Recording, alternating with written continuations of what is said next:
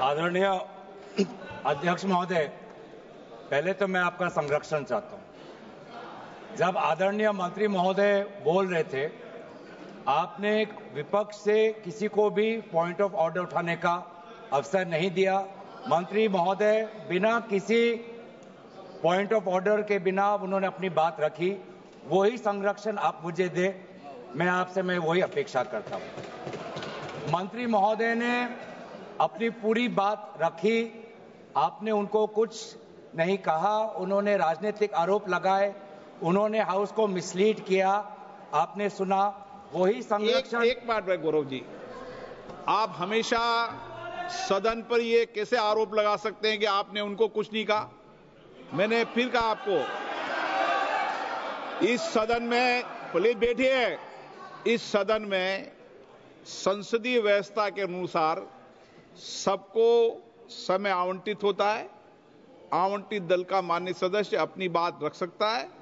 जब मैंने व्यवस्था दे दी कि कोई माननीय सदस्य बोलेगा, उसके बीच में आज शून्यकाल पॉइंट ऑफ ऑर्डर नहीं दिया जाएगा तो नहीं दिया जाएगा। माननीय गौरव को कहिए। अध्यक्ष देखिए, शुरू हो गया सर। आप दे रहे अनुमति, आप अनुमति दे रहे हैं सर।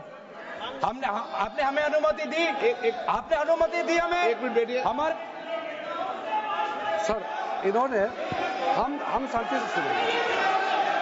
अरे सुनो ना, ये अपना भाषण देने से पहले इन्होंने मिसलीड किया बोला। आप सर, ये कोई तरीका सर? एक मिनट बैठिए। माननीय मंत्री जी, नहीं, एक मिनट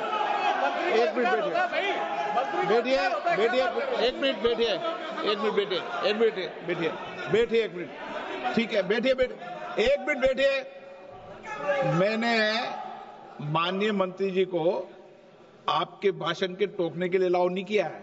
वह आपने तो भाषण शुरू नहीं किया था। नहीं शुरू करने वाले थे, वह दूसरे विषय पर अपनी बात करना चाहते।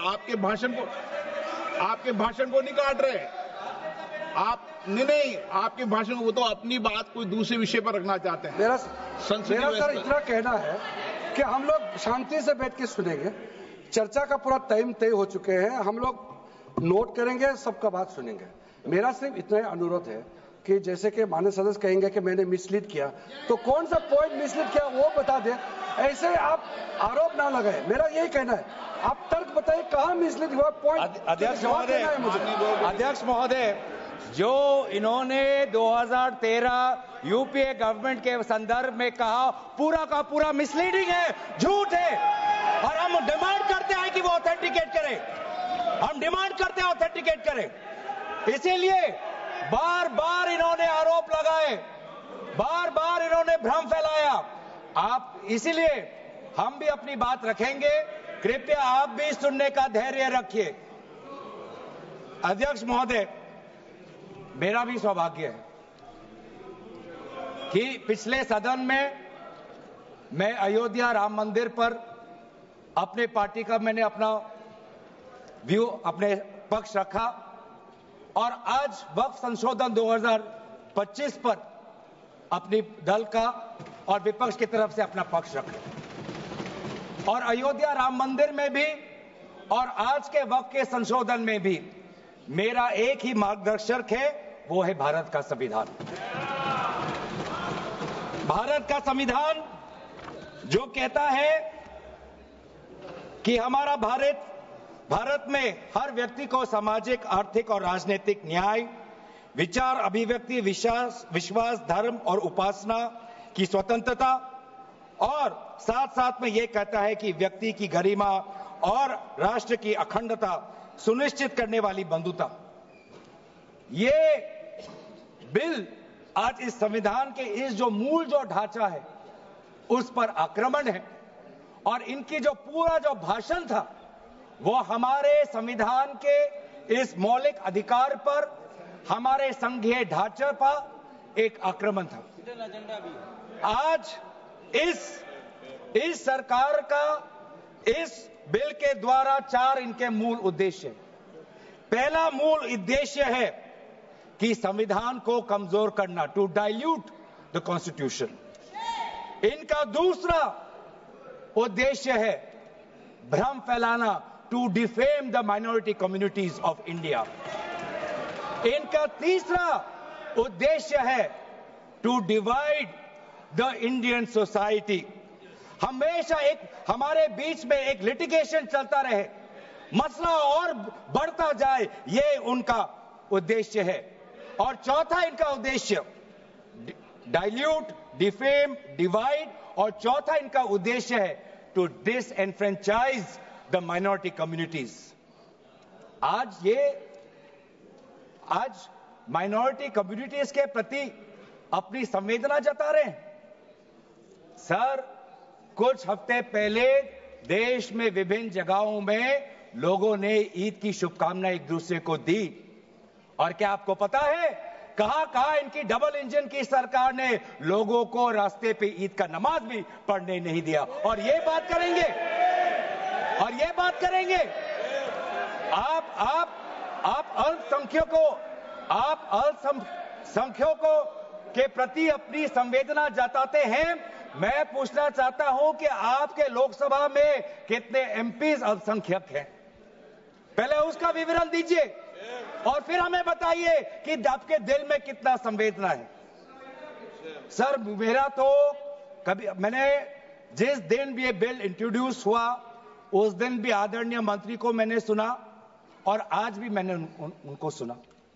जिस दिन उन्होंने इंट्रोड्यूस किया उस दिन भी अगर आप उनका स्टेटमेंट पढ़े तो उन्होंने कहा कि इसको बिल लाने से पहले बहुत विस्तार रूप से इस बिल की लाने के लिए चर्चा हुई थी। सर, पूरा का पूरा मिसलीडिंग। 2023 में सर सरकार 24 में आई, ये खुद 24 के बीच में इन्होंने अपना बिल लाया। 23 सन के वर्ष में 4 बार माइनॉरिटी अफेयर्स कमेटी की बैठक हुई। मुंबई में हुई 13 जुलाई, दिल्ली में हुई 21 जुलाई को, लखनऊ में हुआ 24 जुलाई को, दिल्ली में 2 बार हुआ 20 सितंबर और 7 नवंबर को। मैं आदरणीय सरकार से दरखास्त करूंगा कि इन 5 सरकारी जो मीटिंग हुई मिनिस्ट्री ऑफ माइनॉरिटी अफेयर्स का, उनका मिनट्स टेबल पे रखे। एक भी मीटिंग में नया वक्फ अमेंडमेंट बिल चाहिए उसका जिक्र भी नहीं हुआ था। जिक्र भी नहीं हुआ। इनके मिनट्स हमारे पास, हमने देखे। जितने भी बार ministry of minority affairs meeting हुई, सब में वापसी पोर्टल को लेकर और विचार विमर्श हुआ था, लेकिन एक भी मीटिंग के माइन्यूट्स में एक भी स्टेटमेंट नहीं है कि हमें एक नया वक्फ अमेंडमेंट बिल चाहिए। तो मैं तो यही पूछना चाहता हूं कि अगर नवंबर 2023 तक मिनिस्ट्री ऑफ माइनॉरिटी अफेयर्स ने यह वाजे भी नहीं समझा कि नया एक बिल लाने की जरूरत है, मैं तो बस इतना ही पूछना चाहूंगा कि यह bill ministry of minority affairs ने बनाया या किसी और दूसरे विभाग ने बनाया? कहां से आया यह बिल? कहां से आया? सर, ये बात करते हैं कि ये संविधान के पक्ष में है। किस प्रकार से ये संविधान के विरोध में है सर, मैं बताना चाहूंगा।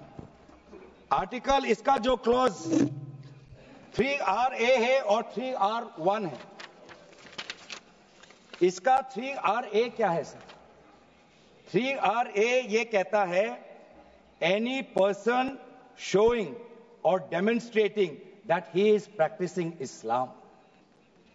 देखिए सर, आज देश में अल्पसंख्यकों की ऐसी दशा हो गई कि आज सरकार को अपना धर्म का सर्टिफिकेट देना पड़ेगा। कितनी दुख की बात है कि